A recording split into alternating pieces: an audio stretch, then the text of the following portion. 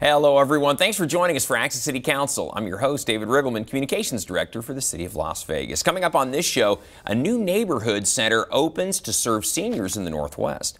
And summer is officially here. We show you how Ward 4 residents are staying cool.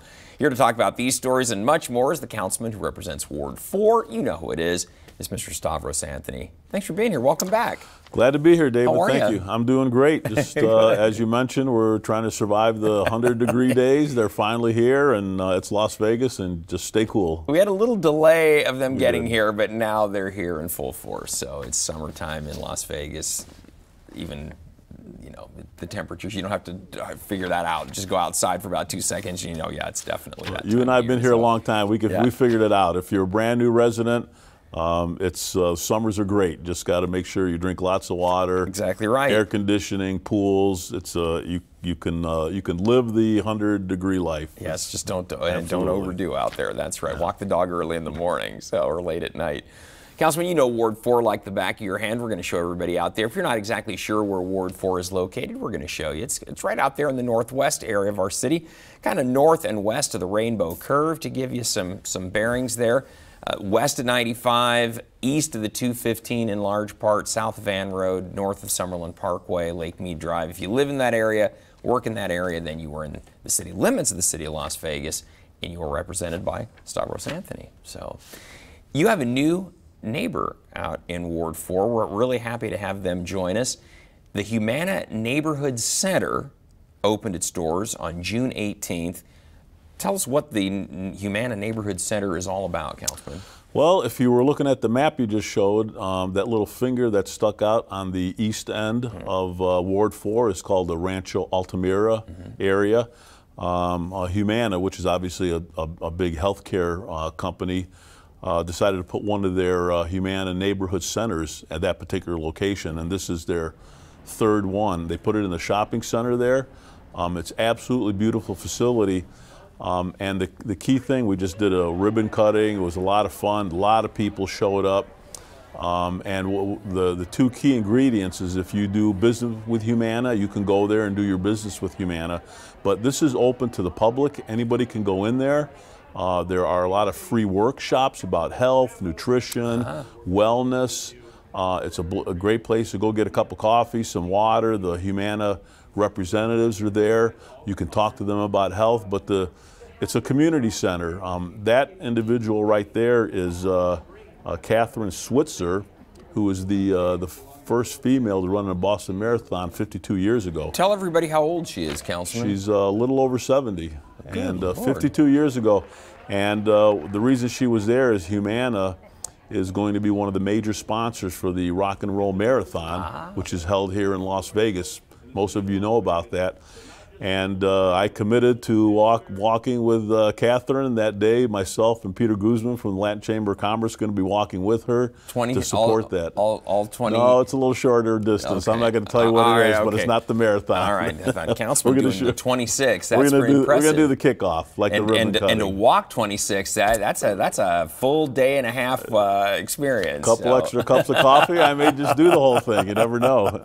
But it's if you live in that area, the Rancho Altamira area, or really anywhere in Las Vegas, Humana welcomes you to come out, and you don't have to spend a dime, and you're going to learn about wellness and nutrition.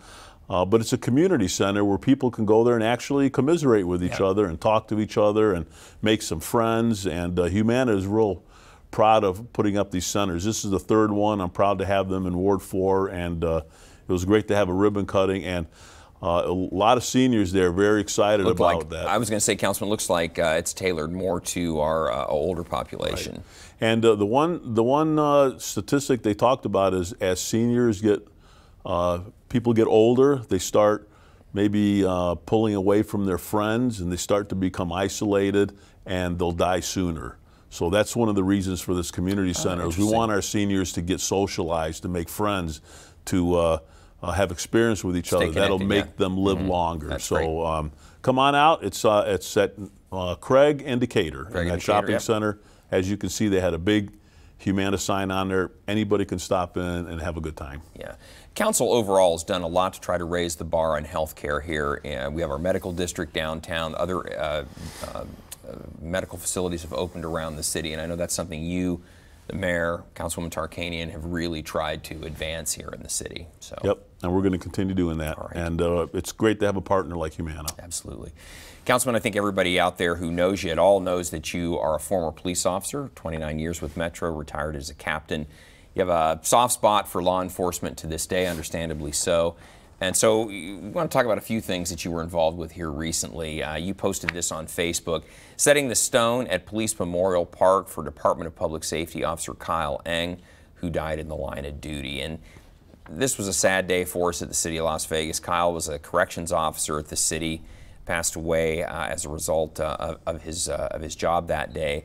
And Councilman, you were out there. We dedicate the names of all those who've fallen in the line of duty in Southern Nevada at Police Memorial Park, and Kyle's stone was unveiled that day. Yeah, it was, I tell you, it was a tribute to him to have so many people from his agency, the Department of Public Safety, corrections officers. We had the Police Foundation came out. We talked about Officer Eng. We met with his family, and we let them know that he will not be forgotten. And he will not be forgotten because we unveiled a stone with his name on it that will be out there forever, and that will end up being part of the Southern Nevada Law Enforcement Memorial. Great tribute. Chief Freeman was absolutely awesome. That's Officer Eng's family right there, part of his family that was able to come out. And we just want them to know that this is a big family here. These are people that were Officer Eng's family, and it was great to have a tribute for him. May is actually Law Enforcement Memorial Month for the entire country, so this was a fitting time to unveil the stone, and we're going to talk about a couple other events that happened during that particular month. But we just are sad to lose a corrections officer in the line of duty with the Department of Public Safety. Yeah, absolutely, absolutely. A hard pill for us to swallow here at the city. But the most important thing is we want the family to know that we're going to remember him forever. Absolutely. And we will. Absolutely. Yep. That's the whole idea here. Councilman, ties in perfectly with what else you posted on Facebook. You said, great day for Law Enforcement Appreciation Day at Mark Carey Elementary School and honoring Mark Carey. Mark Carey also someone who you knew when you were at Metro. He died in the line of duty very, very violently, and this is something that, again, I know this means a lot to you when everybody remembers Mark, and especially on Law Enforcement Appreciation Day at the namesake school. Yeah, like you mentioned, I knew Mark personally when I was a young cop on Metro, and he was killed in the line of duty. And this is what we do here in Las Vegas. We name a school after Mark. We have what's called Mark Carey Day.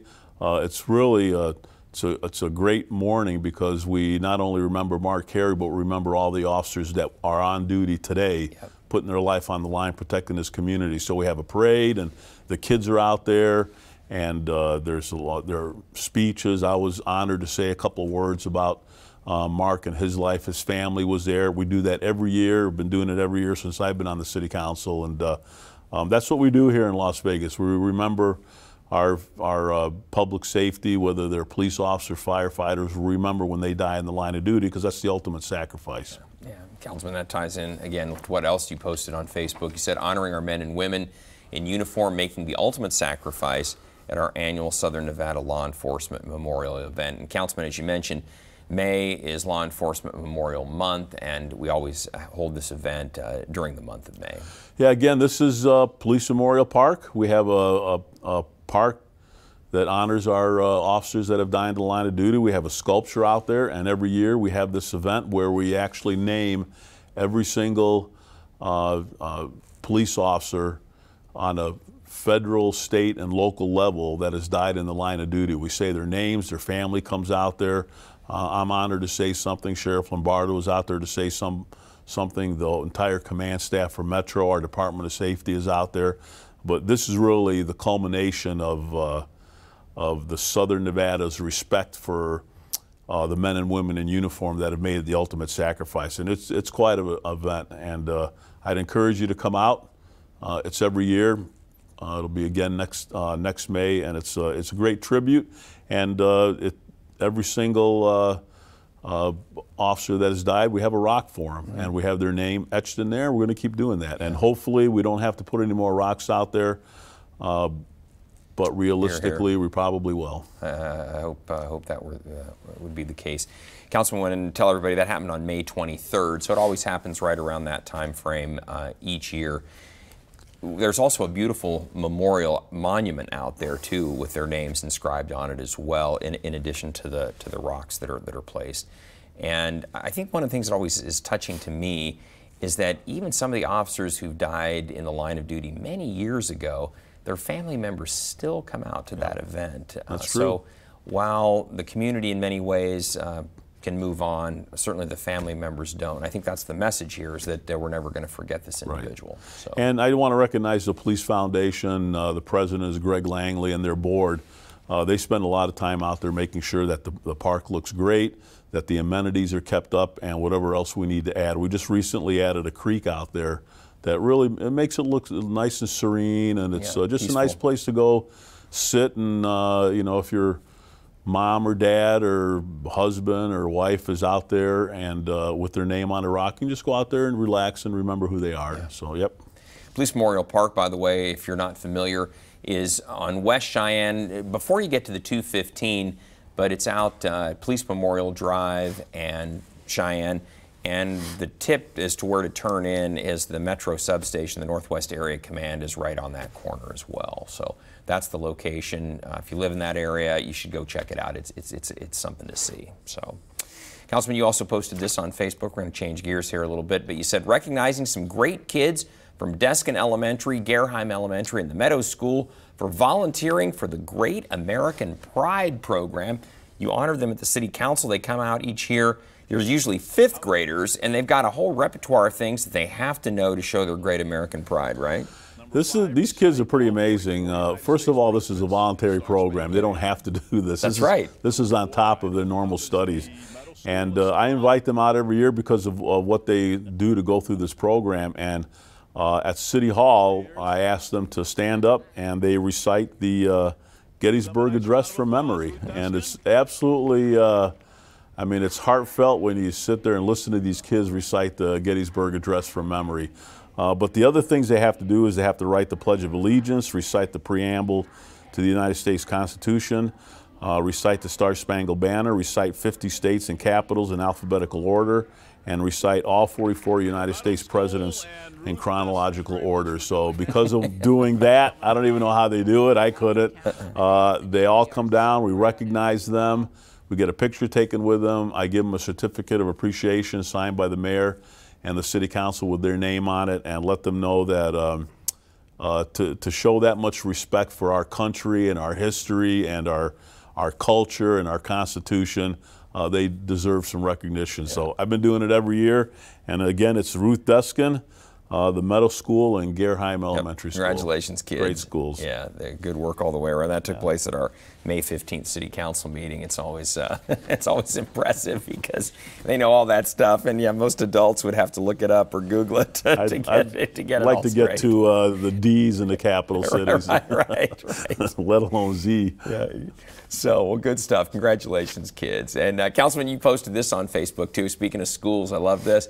You said, honoring some great teachers from Ward 4 at my 9th annual Feature a Teacher ceremony. And this is a big deal because you've been doing this, as you say, for 9 years, but you have a teacher at all the schools in your ward recognized for their service, and they're nominated by the students, right? That's correct. Every year, I ask each school to ask their students to pick the best teacher in their school. And they've done it every year, and we have an event called the Feature a Teacher. We had it at Eisenberg Elementary School right here, and the kids come out, and we have a little celebration, and then I get to read what the students had to say about each one of these teachers. That's great. I give them a certificate of appreciation with their name on it, and they really represent the best of their profession, and they represent their profession. And the reason I do it is I just think teachers don't get enough recognition for what they do to mold our kids, and they're just wonderful teachers. And like, take a minute and just put their name on the record. From Connors Elementary School, it's Kim Lee from Deskin Elementary School, It's Julian Desaint-Poupard from Eisenberg Elementary School. It's Brandy Graham from Gerheim Elementary School. It's Madison Johonet. It's from Cary Elementary School. Kristen Webb, Bryan Elementary School. Abby Forlani, Ernest May Elementary School. Danny Villatoro, Tar Elementary School. Elizabeth Carroll, Becker Middle School. Sherry Berman, Levitt Middle School. Gabriel Spazio, Mulaski Middle School. Lisa Harkrader, Founders Academy. Rachel Gopert, Somerset Academy. Elizabeth Little Martinez. So just great to honor those. And one of the best things is what the kids write about the teacher. Yeah, that's what you're saying. And it just the things they say about how they praise the kids and show them a lot of respect, and how the kids become better because of the teacher that they have. And that's really such a big deal. Yeah, it is a good deal. It's funny, time marches on, Councilman. I was telling you. One of the teachers featured is Maddie Johannet. She was a childhood friend of my daughter, and now she's old enough to be a teacher. So time definitely marches on. Yes, we're moving along. You and I, David, we're moving along. Little Maddie's now a teacher, so okay. But I'm glad she's doing well. I'm not surprised at all. So, Councilman, shifting gears here a little bit too. We had a convention come to town. We love when conventions come to town. Not that that's necessarily news because we have so many. But these folks came downtown. You were a featured speaker. It was the National Exchange Club. This took place at the Plaza.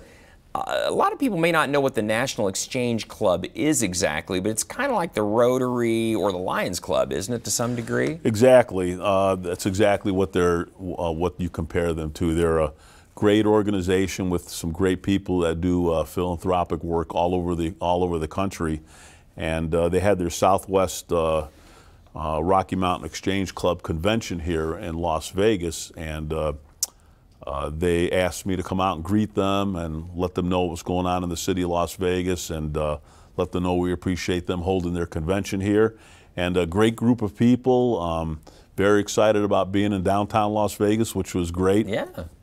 And they're bringing their money here and spending it and putting people to work and having a good convention. So it was nice to have them here. And I think we're going to see more and more of that, Councilman, with the whole expansion of the convention facilities over at the World Market Center downtown, with the expansion of the Circa Hotel, of course Plaza and all the other Golden Nugget, all the other hotels downtown would already draw guests in for conventions. I think we're just going to see a lot more. There'll be more facilities downtown and more rooms to stay downtown for conferences as well. Yeah, and I think it's, I mean, they were very excited to have somebody from the Las Vegas City Council come there to greet them and spend a little time with them. And I think that's part of my responsibility, to be an ambassador for Las Vegas, Sure. an ambassador for downtown. So they're very excited, and great bunch of people to have come out here and have a nice convention. Yeah. We'll wish them well, and hope they come back and bring their national convention here. Absolutely. That'd be even better. So. I did mention that. We'll make to room for them, exactly. I'm sure you did. Knowing you, I'm sure you did. Councilman, you posted this on Facebook. Getting ready for a movie in the park at Gerheim Elementary. Lots of folks coming out, but we still have room for you and your family. We always do, because it's outside, folks. We got plenty of room for everybody. And, you know, I just love these because look at that turnout to see a movie in the park. All free, and just a nice way to enjoy a nice evening, sit with your neighbors and enjoy a good movie. So. Well, you know, this is the time of year to do it. When the sun goes down, it's absolutely gorgeous here. So one of those pictures was in Gerheim Park. We had a movie in the park in conjunction with Gerheim Elementary School, but anybody could show up. The other two pictures were in Desert Shores. So this were multiple events. Yes, Yeah, got it. We're going to have a series of Desert Shores movie in the parks. We'll be advertising those. We'll have more coming up, but it's people come up with their blankets and their chairs and their barbecue and their kids, and when the sun goes down, it's beautiful out. Yeah. And we have usually we have popcorn and water, and that particular night we showed Incredibles 2. And I believe we showed that in Desert Shores also. Good. We have a couple more coming up in Desert Good Shores. movies. And did we mention it's free? You should mention that a few times. Absolutely. So, not like going to the local movie theater. We're going to provide everything at no cost, because actually, as taxpayers, you've already helped pay for it. So we're going to give you some of that investment back for sure. That's the idea. Councilman, we are going to do a lot of these. You mentioned these. We do them through the summer into the fall. we'll keep you posted on this program and on our website, lasvegasnevada.gov. Check it out, and we'll have the latest updates on when we'll be back for another movie in the park. So a lot of other events going on, Councilman. Summer Splash at Durango Hills Y. This took place back on June 1st. And this was, that Memorial Day weekend, or actually it was the weekend following, but it's kind of the official kickoff of summer, Memorial Day. So this was the following weekend, and people are definitely getting into the spirit. The water looks great. And of course, the temperature, as you mentioned, was rising high, so we had plenty of people taking advantage. Good stuff. Yeah, and we had hot dogs and the flavored ice and drinks, and people were having a great time, and they were sitting in the shade, and they were jumping in the pool. But Summer Splash at the Y is the official kickoff of Ward 4 summer, and people got to check out the Y for their kids. It's a great place to let your kids spend some time there. It's very safe. It's a lot of fun. There's the pool. There's a gym inside. They have lots of activities. So the Durango Hills Y, go check it out and see if someplace you want to park your kids for the summer. Yeah, and you know what? This is an important thing we want to tell everybody, remind you. You don't have to be a member of the Y to take part. They sell day passes. You can kind of tailor it to whatever you want. But these events, these Summer Splash events that we sponsor, are free. Those are events you want to take advantage of because it doesn't cost anything to come out to those. So. Yes, and I decided to wear my NYPD T-shirt for that day instead of my LVMPD. Show support for cops all over the country. I know. You kind of breaking tradition there. I know. It's like none of my buddies saw it yet, so we'll see. Had the heat gotten to him was the question, because Councilman will tell you the best law enforcement arm in the country is Las Vegas Metropolitan Police. Just ask him. So, all right. Councilman, we have some events coming up. Don't worry, you haven't missed anything yet. There's some great events coming up. 4th of July is right around the corner. Now, every year out in Summerlin, there's, of course, the Patriotic Parade there in Summerlin, but we've added some new features here. This is going to be actually in Ward 6, but a partnership between you and Councilwoman Fiore. But Thursday night, July 4th, from 6 to 9:30 at Sky Canyon Park. Now, that's out on Sky Canyon Park Drive, which is a newer area out there in Ward 6, but folks, we're going to have fireworks out there, music. It's going to be a great event, and it's all free. Yeah, and the key is we're going to have a full fireworks display out there, pretty phenomenal. So we want people to be careful with fireworks, when they go buy things. You got to be careful with some of that stuff. So if you want to forego that, come out and have a great night. It's going to be fireworks, as you mentioned, DJ, hot dogs. We'll have some munchies out there. You can bring your own dinner. It's going to be absolutely fabulous. So I'll be out there. Councilman Fiore will be out there. Love to talk to you and find out what's going on in your neighborhood. And folks, if you're going to shoot fireworks, instead of doing that, getting the illegal ones and shooting them into your neighbor's pool and trees and everything else, go out and take part in this. It's free. It's going to be a better show than your neighbor's going to put on probably, or you can put on yourself. And it's going to be a nice new tradition. This is going to be a tradition that's going to get legs bigger and bigger every year. And it's going to be completely safe. So come on out. Love to see you there. Yeah, permitted by our fire department. You got experts that know what they're doing around fireworks out there. So that's the place to be. So again, that's going to be the evening of July 4th out at Sky Canyon Park.